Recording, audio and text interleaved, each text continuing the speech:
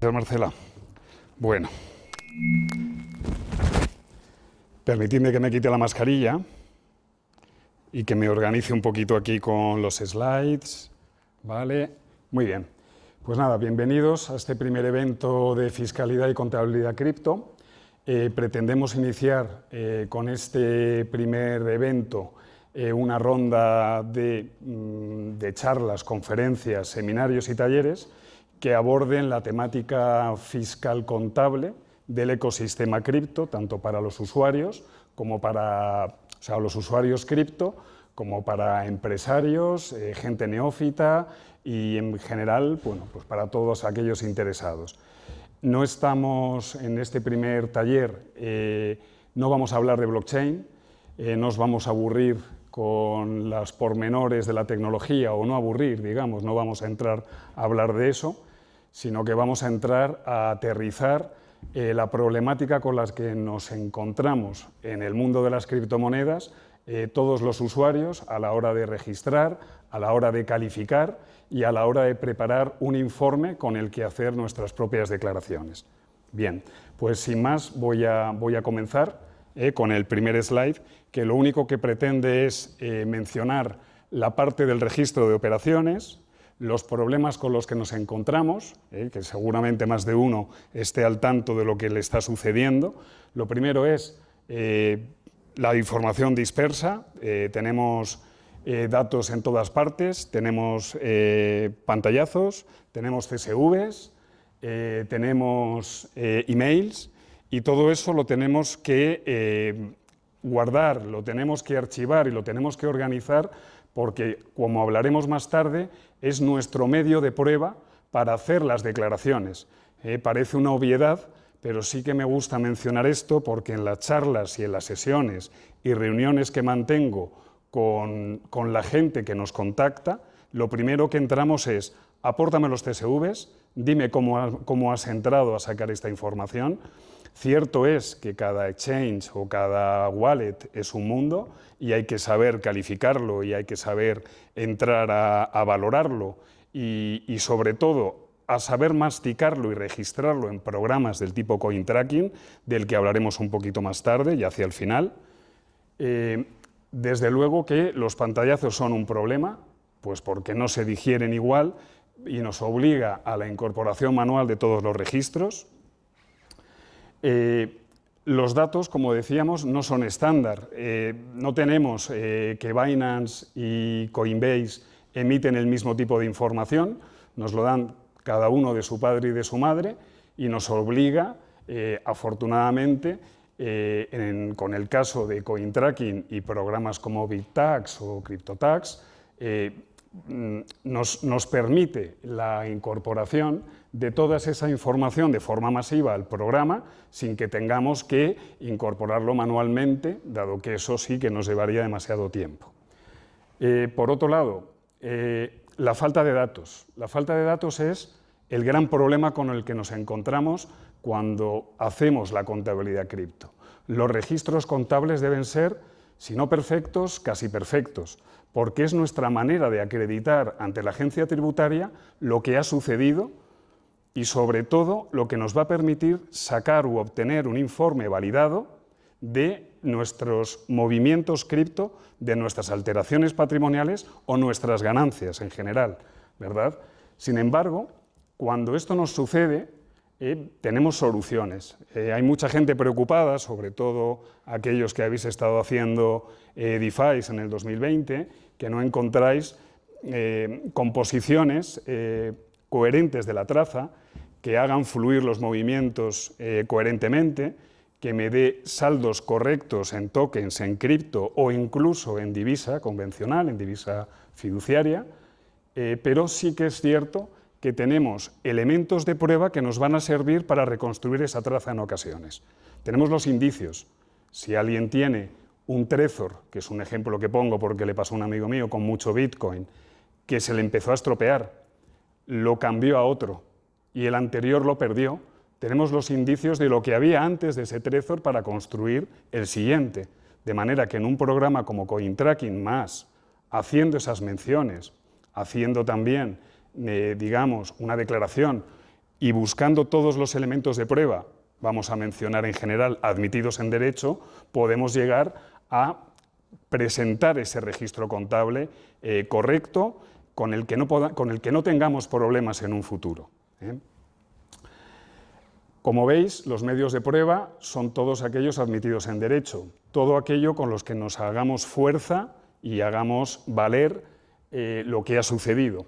La carga de la prueba en este caso es acreditativa, es una acreditación que debemos hacer nosotros. No es algo que nos tiene que demostrar Hacienda. Nosotros, en la declaración de la renta, simplemente anotamos unos importes. Lo que está detrás de lo que anotamos es lo que tenemos que construir por si viene el fisco. O si nos queremos anticipar para que no vengan, lo preferible es aportárselo ya, para no tener ese problema posterior dentro de 4 años y vete tú a saber dónde dejamos esa información. De ahí lo que decía al principio, de esa información dispersa, vamos a juntarla, vamos a guardarla, vamos a organizarla y, a ser posible, yo os diría, presentemos el modelo o todos los modelos que sostienen o que se sostienen con la información que hemos creado y aportémoselo ya, aportémoselo a priori, no a posteriori, como ejercicio de transparencia. Muy bien, el futuro del traqueo por la EAT, la tendencia, digamos, está en lo que, digamos, en incorporar elementos nuevos que nos permitan hacer una gestión de nuestro portfolio cripto. Si os dais cuenta, ya desde el 2018 existe el módulo de cartera de valores, que es didáctico, pero no permite la importación masiva de datos. Pero ya es un programa estándar para que la agencia nos permita hacer de forma automática nuestra renta. Ese es el futuro, junto con todos los transaction hash que en un futuro muy probablemente estén incorporados a los informes del tipo Trade Table que nos da un programa como CoinTracking. Esa sería un poco la tendencia a la que iríamos para simplificar las declaraciones en este mundo tan complejo por la ausencia de posibilidades de reconstruir con exactitud todo esto. Modelos normalizados existirán, desde luego. Habéis oído hablar del 720, lo ha mencionado Marcela. Este año no nos ha afectado en cuanto a la cripto en el territorio central, pero sí en el foral. El foral se lo ha sacado y lo han tenido que presentar en País Vasco y Navarra, el 720, por las posiciones cripto en los exchanges extranjeros, pero para el año que viene ya pretenden aterrizar un modelo informativo cripto. No sabemos todavía bajo qué límites, bajo qué criterios, pero es algo probable. También tenemos que valorarlo.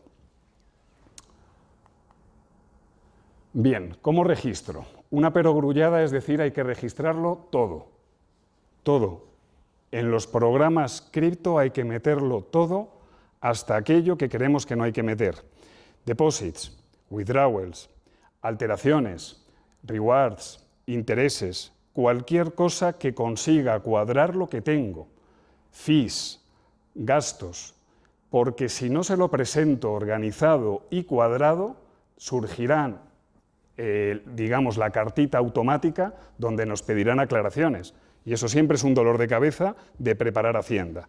Por eso se hablaba de anticiparnos presentando ese estado de registro contables a Trade Table que nos va a permitir, ya no solo es el cálculo del informe fiscal, sino también, además del cálculo del informe fiscal, toda la tabla o todo ese registro que le deje satisfecha a Hacienda de lo que hemos presentado en la renta. A ver, el origen. El origen es la clave de todo esto. Las grandes dificultades con las que nos encontramos y que venimos haciendo, yo empecé a reconstruir Traza Cripto en el 2018, ya no solo era el origen, eran los saltos, ¿verdad? Entonces, ese origen, el flujo coherente y el saldo final es la clave. Al final hablaremos de CoinTrack en un momentito, muy rápido, y ya haremos zoom en otro momento. Hay que cuadrarlo, es fundamental cuadrarlo, y parece una tontería también o una perogrullada, pero esto se cuadra como se cuadra un almacén donde tenemos naranjas, o se cuadra como quien hace un inventario y tiene que contar lo que tiene, o se cuadra como quien hace en el mundo contable, quien hace una conciliación bancaria y digamos que casa flujos. La dificultad de escanear la blockchain, como hacemos en ocasiones para sacar las operaciones, la dificultad de entender lo que ha pasado, que es lo más común de lo que con lo que nos encontramos, digamos que es el esfuerzo contable que hay que hacer en el momento en el que comienzas o en el momento que decides tener todo esto en orden. A partir de ahí va a ir todo cuesta abajo.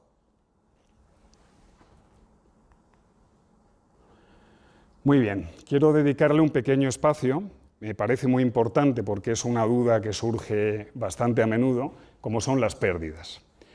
Todos perdemos en el mundo cripto, habitualmente, o nos equivocamos mandando una dirección errónea, o nos hacen scam, o nos estafan, o nos hackean, o cualquier cosa.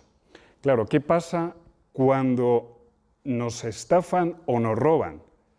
En ese caso, para poder imputarnos esa pérdida patrimonial, debemos tener algo que lo acredite.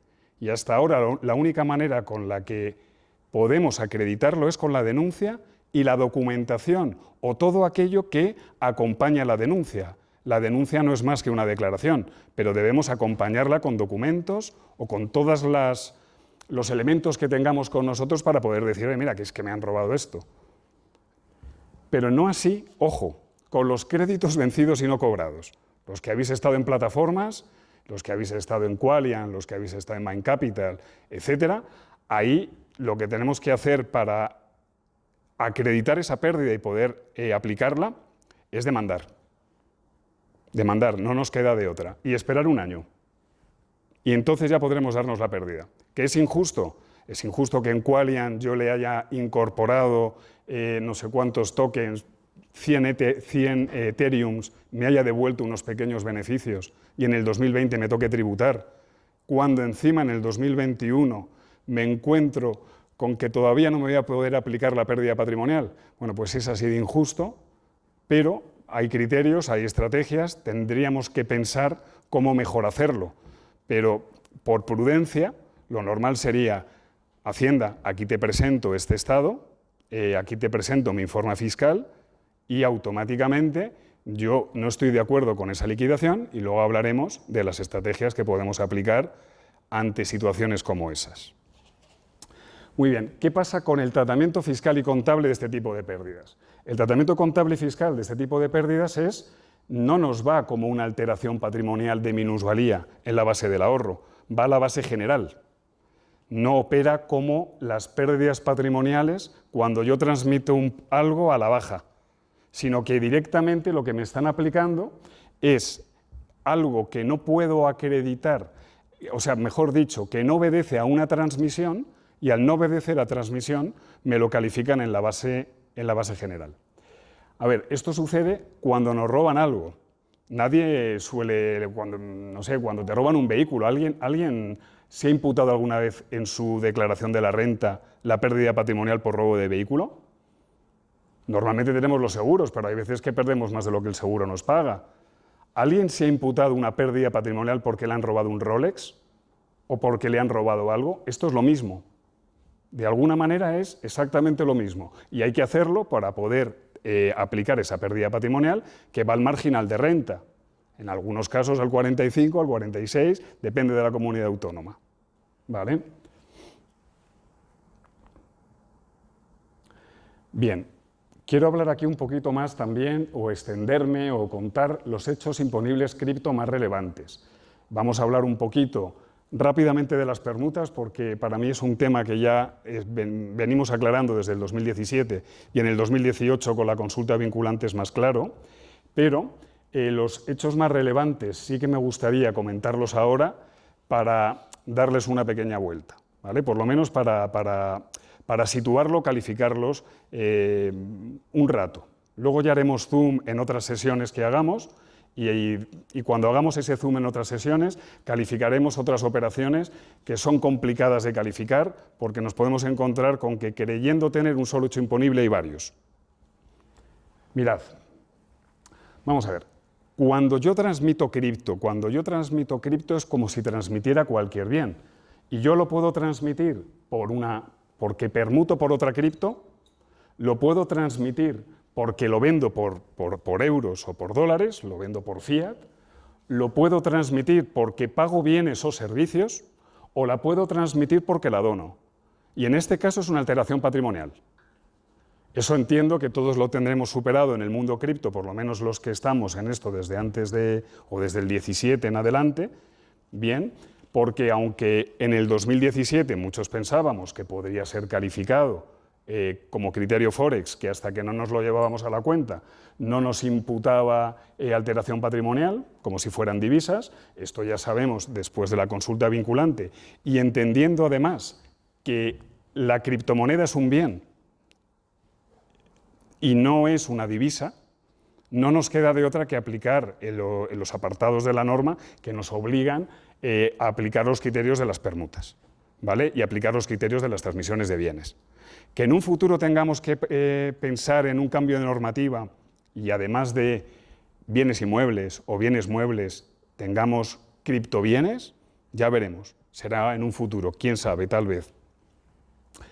Los airdrops. Todos sabéis, no sé si todos los que estamos aquí o todos los que estáis aquí, estos pequeños regalos que nos vienen en forma de tokens por entrar en eventos cripto, que a veces tienen valor o a veces no lo tienen porque no tienen mercado. Esos regalos, esos airdrops, equivalen fiscalmente a encontrarse o a recibir un premio o un regalo, y es una alteración patrimonial, por tanto, que calificamos también como alteración patrimonial, pero va también a la base general. Igual que la pérdida por robo, hackeo o por créditos incobrables van a la base general, los airdrops como regalos también van a la base general. Y a la base general también va el hard fork. Cuando la bifurcación forzada de la cadena de bloques nos otorga tantas cripto en otro tipo de activo o en otro token que tiene valor en ese momento, digamos que lo calificaríamos como una alteración patrimonial que no obedece a transmisión en plusvalía, siempre y cuando tenga valor.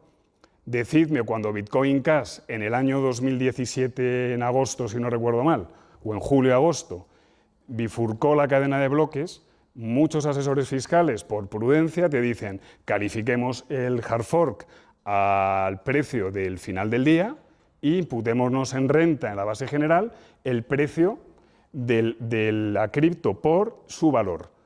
Esto podría ser así, pero es dudoso porque no hay pronunciamiento todavía de la agencia tributaria. En lugar de calificarlo a un precio de final del día, podemos decir que en el momento exacto en el que nace, nace a valor cero. Con lo cual, la alteración patrimonial en la base general podría ser cero. Es un criterio también razonable y se podría defender. Todavía no tenemos pronunciamiento de Hacienda, pero es defendible, desde luego. Tenemos intereses. Los intereses, ¿cómo los podríamos calificar? Pues como los califica la norma fiscal. A mí me da igual que me paguen los intereses en forma de tokens o que me lo paguen en forma de fiat. Realmente, cuando a mí me están abonando eso, no deja de ser un rendimiento de capital mobiliario y va a la base del ahorro, como los intereses que me abonan en la cuenta bancaria. Si me los abonan en tokens porque estoy haciendo algún tipo de operativa cripto, pues bueno, en tokens. Pero es lo mismo. Los rewards volvemos a lo mismo también. Sería algo muy parecido. Serían rendimientos también del capital mobiliario. Irían a la base del ahorro. Es el otro evento fiscal habitual con el que nos encontramos. El staking. El staking, entendiendo siempre el staking como el staking delegado, no el staking porque invierto en nodo, que se podría calificar como actividad económica. El staking delegado también son rendimientos, podríamos calificarlos como rendimientos del capital mobiliario que imputaríamos en la base del ahorro y pagaríamos también del 19 al 23, 26% a partir de este año, pero ahí irían. ¿Qué pasa cuando hacemos préstamos, sin embargo? Es decir, mejor dicho, no cuando hacemos, cuando nos dan préstamos con colateral en cripto. ¿Se puede entender que estamos transmitiendo cripto o token cuando los dejamos como colateral? Ahí no habría transmisión. Si yo recibo dinero, recibo tokens a cambio de dejar en garantía mi cripto, yo no estoy teniendo alteración patrimonial. No hay un evento fiscal ahí. Pero ese evento lo debemos registrar. Vuelvo a lo mismo de antes, debemos registrarlo todo, hasta la cripto que dejamos en colateral, porque probablemente obedecerá a un withdrawal que tengo en el wallet o un withdrawal que tengo en el exchange. Y es necesario y obligatorio que yo lo recoja, lo registre y lo califique como lo que he hecho, como que es una aportación como colateral para recibir la cripto. Y ojo, o esa cripto en forma de tokens, pero oye, que es que esa cripto que recibo es un préstamo. Ahí no hay alteración patrimonial inmediata. Yo estoy recibiendo un préstamo, digamos, en especies. Bien. Otras operaciones, yo sí quisiera dejar para las próximas sesiones y no extendernos mucho, como no estoy controlando bien la hora, si alguien me la puede decir. Bueno, pues seguimos. Queremos dejar 15 minutos finales para hablar de más cosas. Vamos a hablar de los próximos días o en las próximas semanas, haremos Zoom sobre operaciones más complejas, sobre todo del mundo de la DeFi, alimentar un NFT, las licencias de rentabilidad, como lo que ha pasado en Qualian, todo eso, cómo lo vamos a calificar. Bien. Vamos a hablar de regularizaciones porque es la situación con la que más nos estamos encontrando en la fecha actual. Perdonad, un segundo.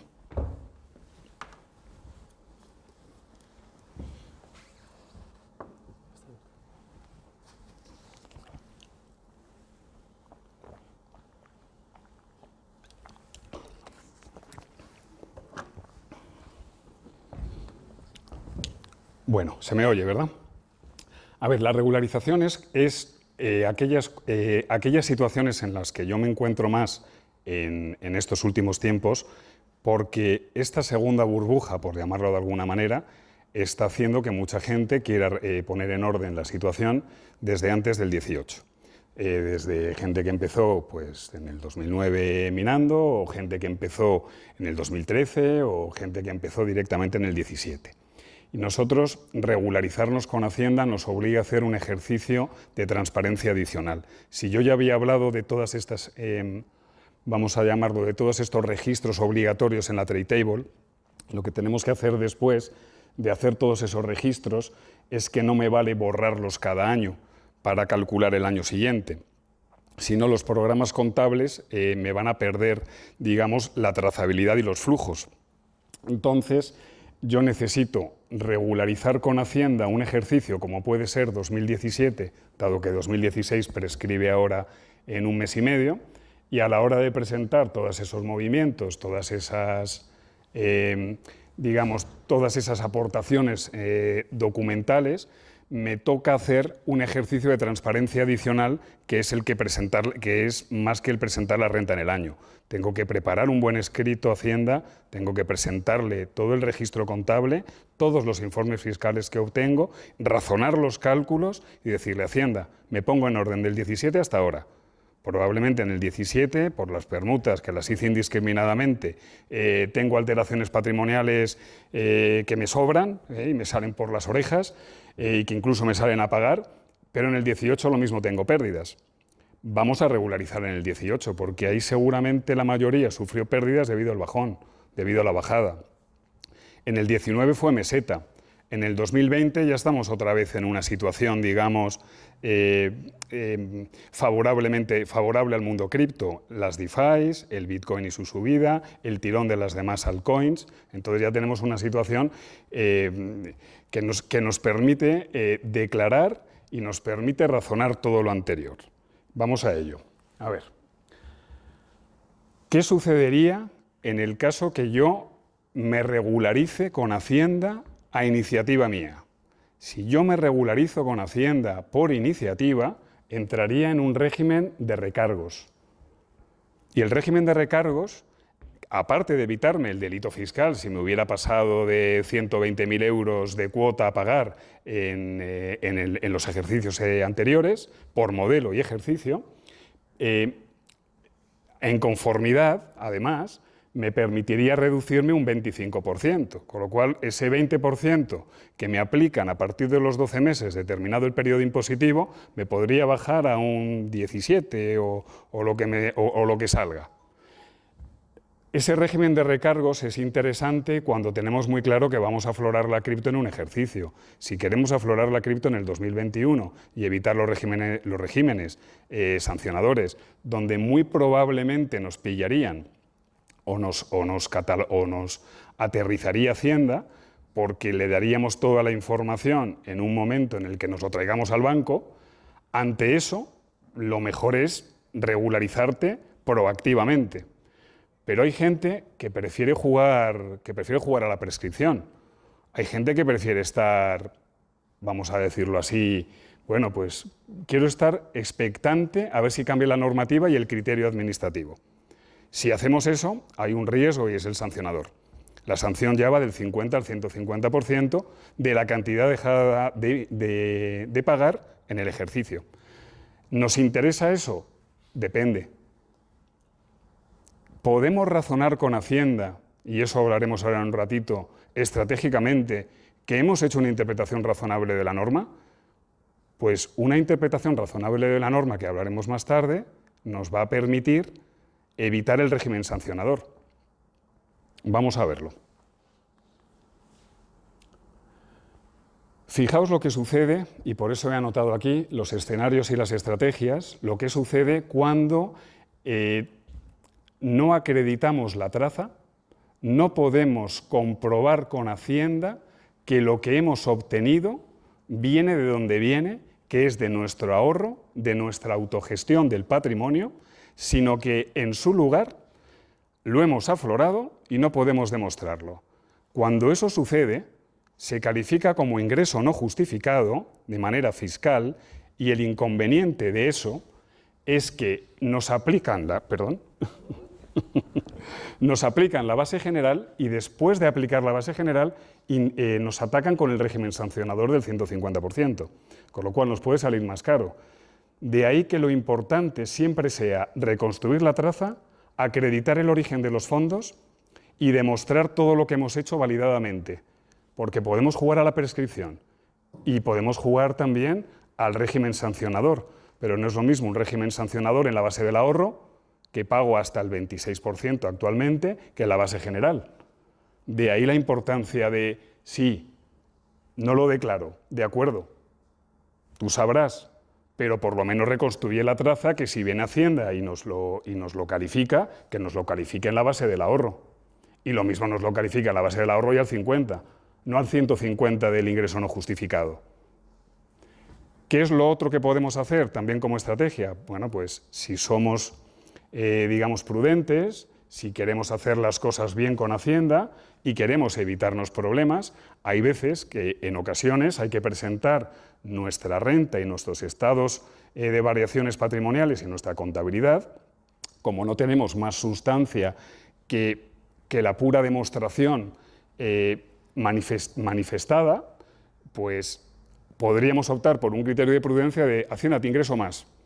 Esto no te puedo acreditar que lo he perdido, pero me lo imputo como rendimiento.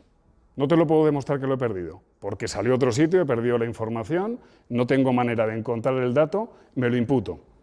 Pero no estoy de acuerdo con ese punto de vista. Y a continuación te hago, estratégicamente, un recurso de ingresos indebidos y evito el riesgo fiscal sancionador. El recurso de ingresos indebidos no es sancionable. Lo único que le doy trabajo a Hacienda para que me califique si está o no de acuerdo conmigo en el punto de vista que le manifiesto después de haber presentado la renta. Eso se me entiende, ¿verdad? Esta estrategia. A ver, pero vamos a otra parte. Esta es la segunda parte un poquito más arriesgada. Bueno, señores de Hacienda, yo califico el evento que no puedo acreditar del todo, lo califico de una manera dudosa, pero lo defiendo. Y le presento mi declaración, la documentación que acredita lo que pongo en la declaración, y espero a ver qué pasa. Si viene Hacienda, automáticamente funcionan así, sanción. Pero tú puedes recurrir ese régimen sancionador, te va a costar abogados, te va a costar tiempo, esfuerzo y quebradero de cabeza. No es lo mismo hacer un recurso de ingresos indebidos que no pagar lo que a lo mejor deberías haber pagado a mayores y hacer ese recurso de interpretación razonable de la norma para evitar ese régimen sancionador. O incluso poner en duda la interpretación que ha hecho Hacienda de tu calificación de ese evento fiscal en tu trazabilidad cripto o en tu operación cripto. Bien. Tenemos también las consultas de la Dirección General de Tributos. No las van a contestar en varios años y menos si vienen de cripto. Parece ser que va a cambiar el criterio administrativo y llevan sin contestar pues ya varios años, excepto por cosas muy obvias que ya han contestado en veces anteriores. Es decir, en los mismos contenidos donde ya se han manifestado, la agencia tributaria nos está contestando. No así en las cosas novedosas. ¿Qué pasa con el impuesto de transmisiones? ¿Qué pasa con el staking nativo? Porque sí, Hacienda se ha pronunciado con la minería de Bitcoin, pero no se ha pronunciado con el staking de Ethereum. No se ha pronunciado con nada de todo eso. ¿Qué pasará? Bueno, pues si lo quieres consultar, pues ahí lo tienes, es una opción. Porque le vincula a la Administración con ese acto de decisión en su consulta vinculante, vincula a la Administración. Y a los obligados tributarios nos da una pista por dónde van los derroteros de la regulación en este mundo tan gris y pantanoso como es la cripto.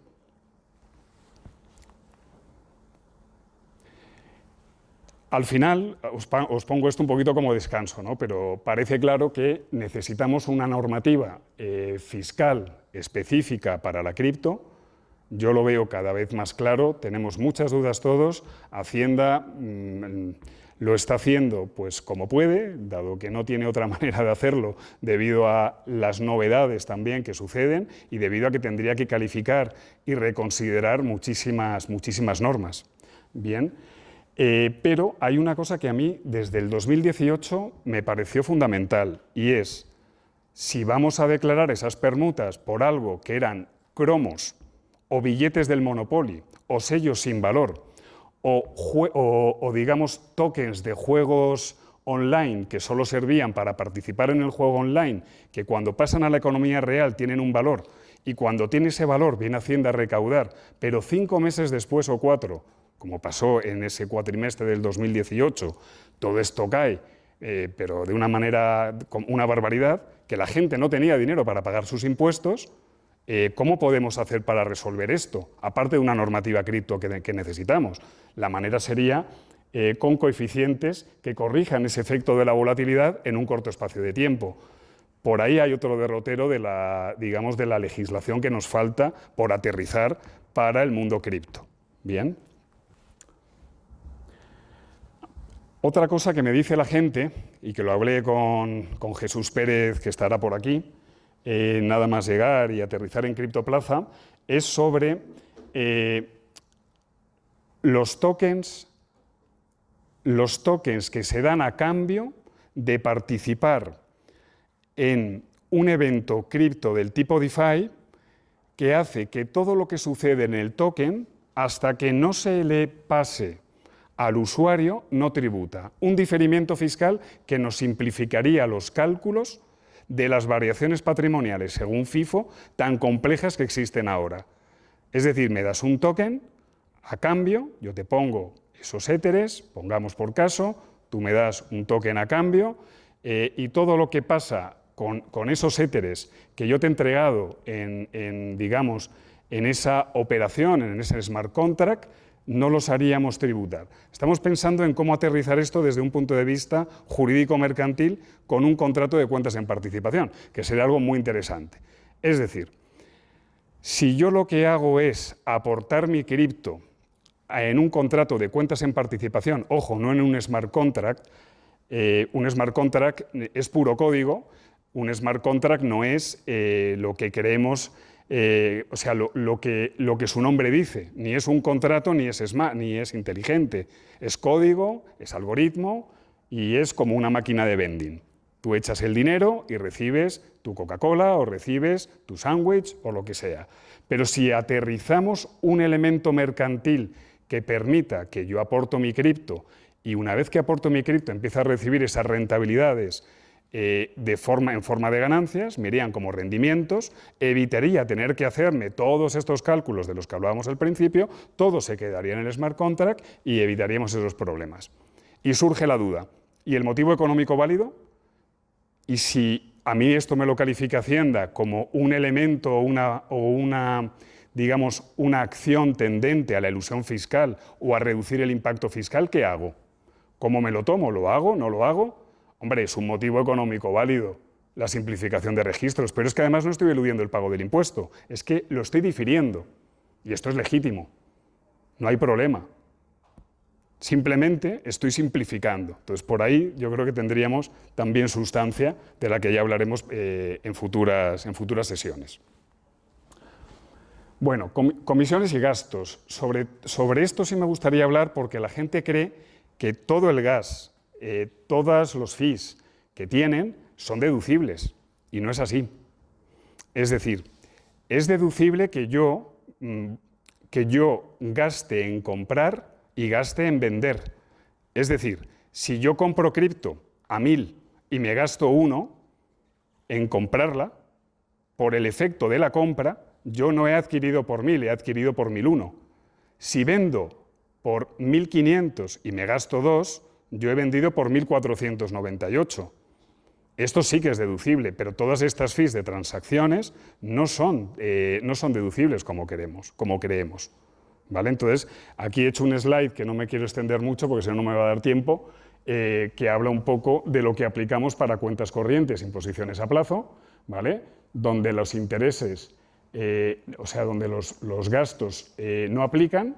Con activos financieros existen los gastos de administración y depósito y los gastos de adquisición y enajenación satisfechos de los que os acabo de hablar. En la parte de dividendos tenemos también los gastos de administración y depósito, pero ojo, es que esto no se da necesariamente en el mundo cripto. Cuando yo estoy haciendo deposits y withdrawals bajo fees, eso no me lo tengo que imputar y no me lo voy a poder dar como gasto, ¿vale? Bueno, criptousuarios. Criptousuarios, más de 100 millones en el mundo, para los que no lo sabéis, para los que habéis venido y sois nuevos o lo veis. Criptousuarios son 100 millones en el mundo. ¿Cuántos tenemos en España?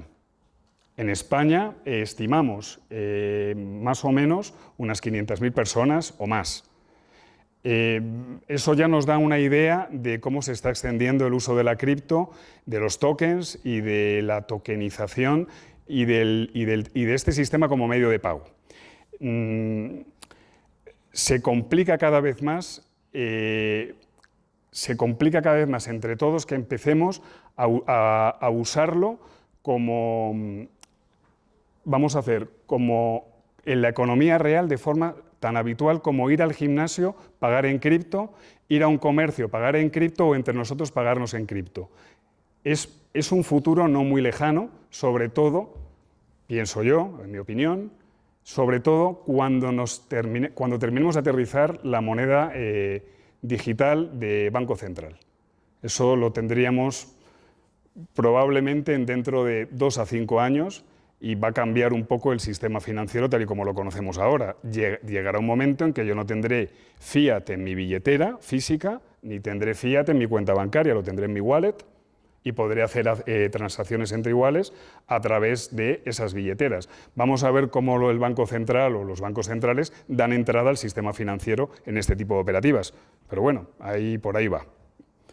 Bien, quería hablaros ahora de CoinTracking un poquito, porque sí quisiera hacer una sesión de cómo funciona el programa. No sé si lo conocéis todos, si los que estáis en el mundo cripto lo habéis manejado ya, si tenéis la idea de cómo funciona, pero os voy a dar 2 pistas. Os voy a dar las 2 pistas que os va a permitir cuadrar esto. Lo primero, cambiad criptos por naranjas, y siempre le pongo este ejemplo a los clientes cuando hago las sesiones con ellos de asesoramiento, de cuadre cripto, de masticar CSVs, de escanear la blockchain, de introducir datos. Pensad que si yo tengo una naranja en el bolsillo derecho y me la cambio al izquierdo, tendré que dar un withdrawal, una retirada en el bolsillo derecho y un deposit en el izquierdo, siempre. Pero ojo, si mi primer movimiento es un withdrawal en el bolsillo derecho hacia el bolsillo izquierdo, ahí tengo un problema. Esa naranja no me llegó al bolsillo de forma espontánea. Tuvo que llegar o por un staking, o por un airdrop, o por un withdrawal anterior, o por un intercambio, por una operación. Si eso nos falla, nos va a fallar todo el sistema, nos va a fallar todos los cálculos. Pensad que la naranja que tengo en el bolsillo derecho, o la compré en un mercado, o la cogí del árbol, que es de donde salió.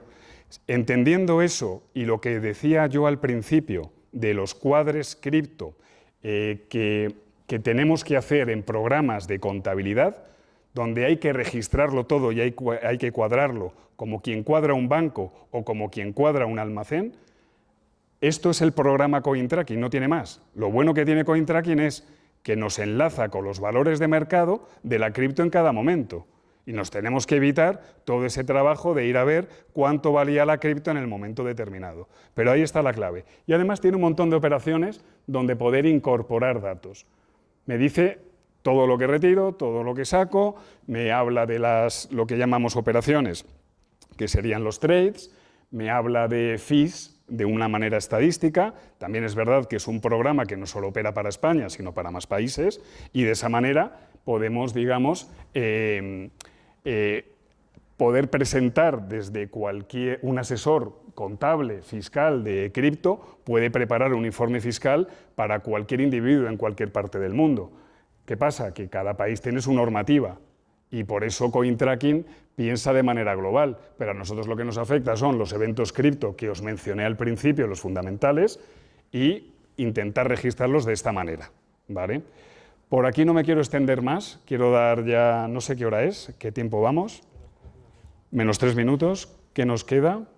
Pues más o menos unos 15 minutos para preguntas, que vamos a intentar resolverlas, y nada, y invitaros también a las próximas sesiones, que ya daremos de manera más activa también, con más invitados, para poder hacer, digamos, resolver las dudas que vayáis teniendo por bloques de contenido, que es lo que queríamos hacer después de la primera presentación que hicimos en la comunidad, solo para los miembros de la comunidad, ¿vale? Así que dadme un segundo que voy a beber agua y volvemos.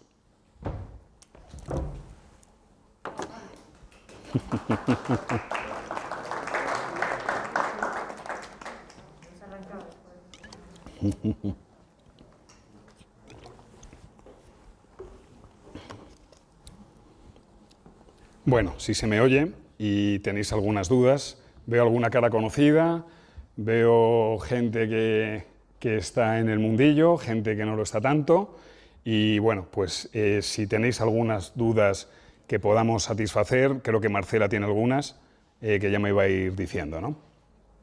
Bueno, yo tengo varias preguntas que hacen en el chat. Acá preguntan, ¿a partir de qué cantidad hay que declarar? Mi cartera oscila entre los 500 y los 15.000. Creo que pone aquí. No entiendo bien la pregunta, pero hay que declarar en el impuesto de la renta siempre y cuando superes 1.000 euros de rentas, sumativamente. Hay alguien más que pregunta, ¿y si no vendemos las criptomonedas este 2021 y las ponemos en una cartera fría? Y si no vendes tus criptomonedas en este 2021, pues en este 2021 no tendrás alteraciones patrimoniales, a lo mejor tienes que declarar patrimonio en función de su valor de tu cartera a 31 de diciembre, y lo mismo y muy probablemente declararás el modelo 720 y el informativo de cripto que nos acabarán sacando dentro de un año. Pero, ojo, ¿de dónde viene esa cripto? ¿La has adquirido en el 2021 o antes? En función de eso vamos a ver cómo calificar el evento fiscal sobre tus criptos, ¿no? Hay otra pregunta, ¿el modelo 720 se aplica a los residentes que viven fuera de España más de 183 días? ¿Cómo se declaran las operaciones entre peer-to-peer? A ver, el 720 es un modelo que aplica a residentes fiscales en España por lo que tienen en el extranjero. Bienes inmuebles, valores y cuentas bancarias. ¿Qué pasa? Que también es desde este año, relativo a 2020, en la norma foral ha habido que declarar la cripto que se tuviera en los exchangers en el extranjero, pero solo para la norma foral y por la cripto en los exchangers en el extranjero. Te voy a quitar porque está haciendo como corto con el micrófono y creo que Sí, no lo necesitamos. sí, yo estaba oyendo el silbido, sí, sí. Si quieres. Ah, puedo hablar así, vale, entendido. La norma foral, este ejercicio, nos ha obligado a presentar un modelo 720 por la posición cripto en los exchangers. Bien, desde antes, nosotros ya en el 2018, ¿vale? Empezamos, relativo a 2017, empezamos a declarar el fiat, porque hubo mucha gente que en Kraken y en otros exchanges que podían tener fiat, se desposicionaron, lo dejaron en euros o en dólares, y eso sí que recomendábamos declararlo, porque son posiciones en fiat en el extranjero. No obstante, ¿vale? Para el año 2021 es muy probable que tengamos ya el modelo.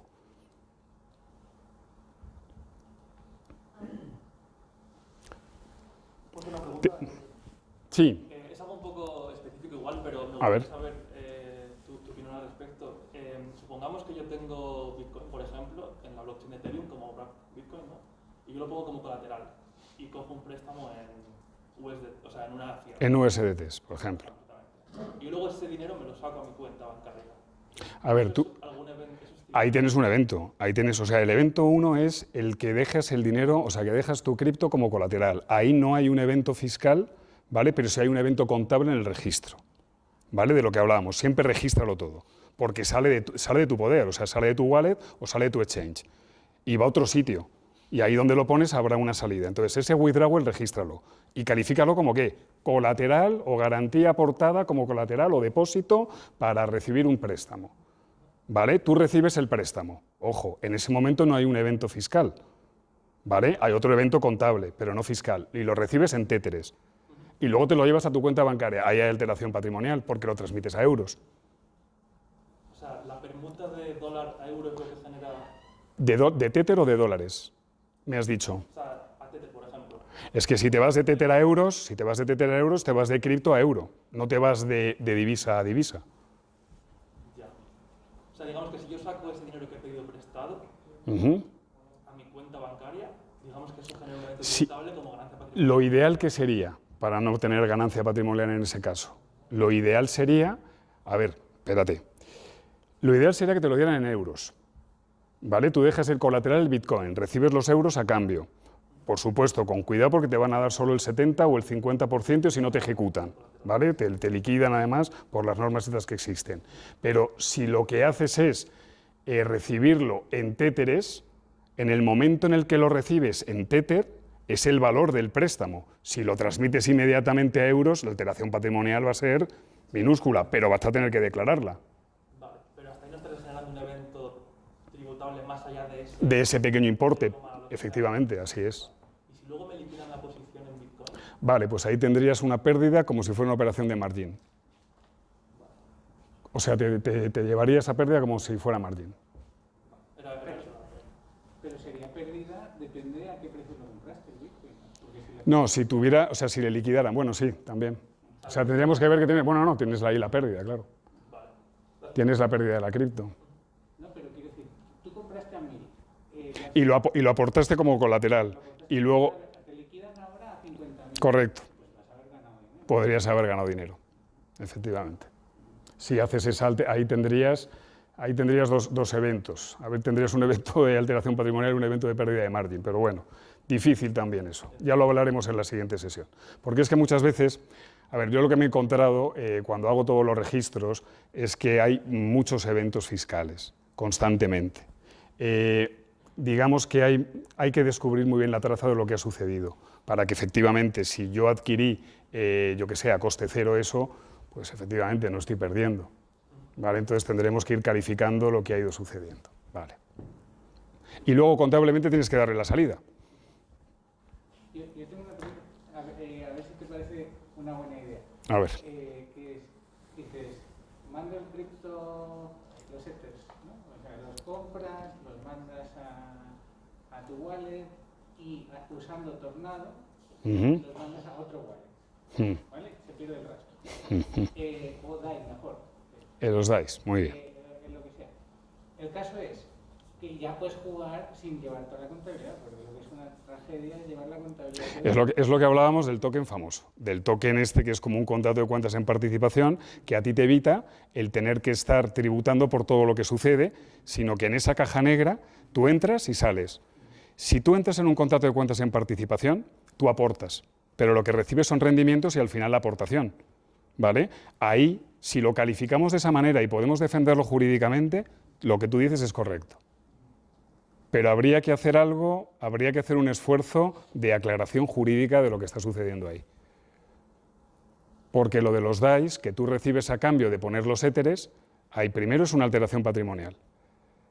Segundo, ¿qué está sucediendo con lo que pones? Estás en un pool, ese pool aplica proporcionalmente a lo que has hecho y son trades. Pero repito, si lo pones en un contrato de cuentas en participación ya no es un pool, ya no es que somos varias personas físicas en comunidad de bienes. Esa es la diferencia entre un contrato de cuentas en participación y una estricta comunidad de bienes. Bueno, yo a lo que voy, con Tornado lo que haces es un mixer, ¿no? Que lo Sí. tú metes ahí Ether y llega a otro wallet, pero ya no se sabe si es tu wallet, no es tu wallet, ¿no? Entonces, lo que se pierde es... Se pierde el rastro y eso es un inconveniente. Hacer los mixers son problemas, hacer Tornado es un problema, porque no hay una calificación blanca sobre eso. Por eso te decía de la importancia de saber qué estamos haciendo cuando entramos en Tornado. Si estamos entrando en un pool o estamos entrando en forma de contrato de cuentas en participación. En el caso de que entremos en pool, lo que está sucediendo es que todo lo que sucede para todos, ¿vale?, nos imputa alteraciones patrimoniales a todos. Es como cuando cosemos un bot de trading en un pool de inversión, que nos produce tropecientas mil operaciones y encima luego tenemos que intentar cuadrar eso. Y es un dolor de cabeza. Entonces, hacer eso, a ver, todo se reconstruye, todo se puede acreditar. Si al final nos falta traza, lo que hacemos es explicarlo, razonarlo, exponerlo y hacer un ejercicio de transparencia con Hacienda para evitar problemas. La clave con Hacienda es los ejercicios de transparencia. Si tú no puedes acreditar todo lo que sucede porque se va a otro wallet, y ojo, que aunque se vaya a otro wallet se puede calificar como que estabas tú como pool. ¿Cuántos contratos, cuánta gente lo que hace es meter en pool inversión cripto? No lo acredita con contratos y luego cuando va a tributar le dice, oye, Juan, oye Pepe, oye Antonio, que me toca todo esto, vamos a repartirlo. Dice, ah, no, yo no quiero saber nada, estaba en tu wallet. Es que no es así. Teníamos un acuerdo verbal, pero lo teníamos. Y estábamos haciendo un pool de inversión. Y eso es una comunidad de bienes. Otra cosa es que hagamos una comunidad de bienes, fijaos, os digo una cosa, como actividad económica. Y que haya individuos dentro de esa comunidad de bienes que no son los... hay uno que es el administrador de la comunidad de bienes, o de la sociedad civil, vamos a ponerlo así. Y en esa comunidad de bienes hay administrador y socio capitalista, o sea, socio industrial y socios capitalistas. Los socios capitalistas en una comunidad de bienes se podría decir que reciben ganancias, pero hay que darle una vuelta también. Sí. La intermediación de un exchange con los servicios de cripto está sujeta y exenta de IVA. A ver, la intermediación, la creación de cripto a través de la minería, bien, y dejadme que os explique un poco esto. La creación de cripto por minería, como no hay un sujeto pasivo concreto, sino que es un servicio, porque la minería no es una acción, digamos, de creación productiva, como puede ser crear oro o producir energía eléctrica, sino que es una actividad económica que no se le da a nadie en particular, sino a una comunidad difusa, como puede ser los miembros, digamos, de esa blockchain, ¿vale? Es una actividad no sujeta a IVA. La intermediación de los exchanges en el intercambio la han calificado como sujeta y exenta, pero hay un vacío normativo de qué pasa si entre particulares nos pasamos cripto. Y todavía hay varias consultas vinculantes en la agencia que no han sido calificadas, todavía, sobre si hay transmisiones patrimoniales en esa operación o no.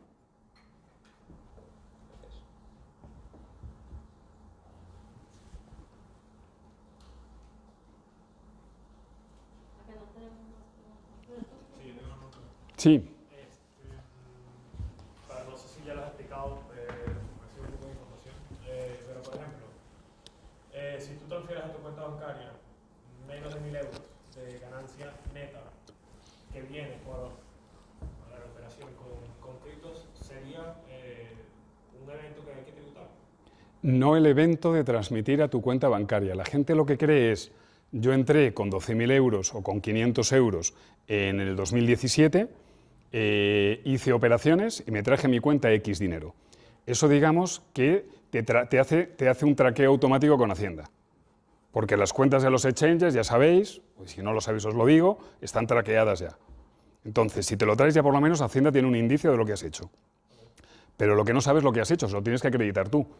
Porque te puede decir, sí, lo que tú me digas, pero ¿qué va a hacer Hacienda? Calificártelo como ingreso no justificado, régimen sancionador del 150. Tú tienes que acreditar que es autogestión del patrimonio, gestión de tu propio patrimonio. Y para eso tienes que presentarle un estado de variaciones patrimoniales según FIFO.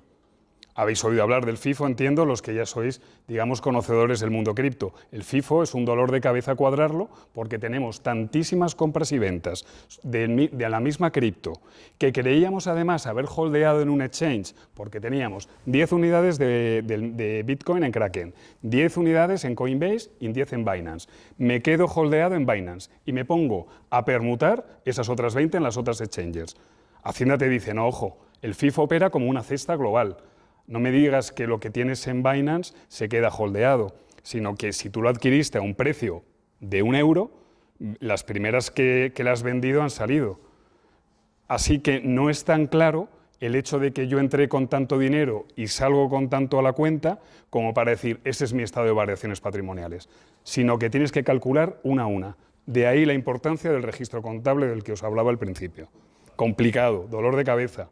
Lo hago cada día, unas 7 horas diarias, ¿vale? Desde que estamos con la campaña de renta. Pero se puede.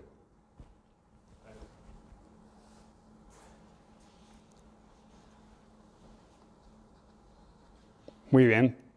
Pues nada, muchas gracias por venir. En el canal Discord, ahora que me están ayudando más gente, empezaremos a publicar para los miembros de la comunidad, si hay residentes o digitales, empezaremos a publicar ya con una asiduidad semanal contenido fiscal cripto. Aportaremos también sobre normativa de, algo de normativa internacional también nos gustaría publicar ahí.